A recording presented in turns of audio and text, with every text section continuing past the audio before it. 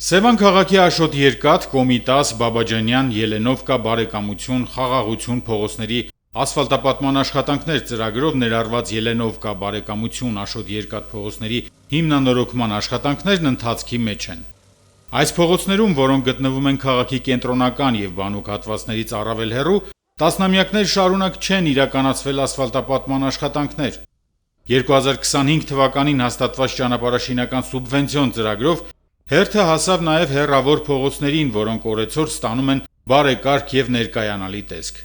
Բնակիչների համար իրականություն է դառնում անվտանգ, հարմարավետ եւ ժամանակակից ճանապարհ ունենալու ակնկալիքը։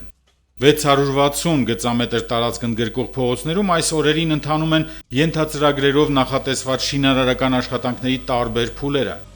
Ելենովկա փողոցի հիմնանորոգման համար հատկացվել է 53 միլիոն 572 700 դրամ։ Բարեկամություն փողոցի հիմնանորոգման համար 66 միլիոն 592 620 դրամ։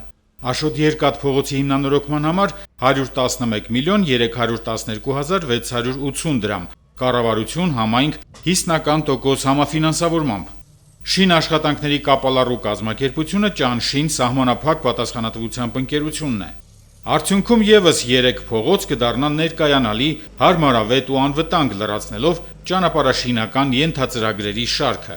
Հիշեցնենք, որ ճանապարհաշինական այս ծրագրի շրջանակներում արդեն իսկ ասֆալտապատվել են Սևան քաղաքի Խաղաղություն, Բաբաջանյան եւ Կոմիտաս փողոցները։